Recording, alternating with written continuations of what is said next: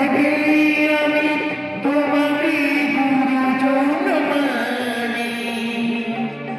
তুমি বাবা তুমি মা, তাই আমি আজীবন জানি।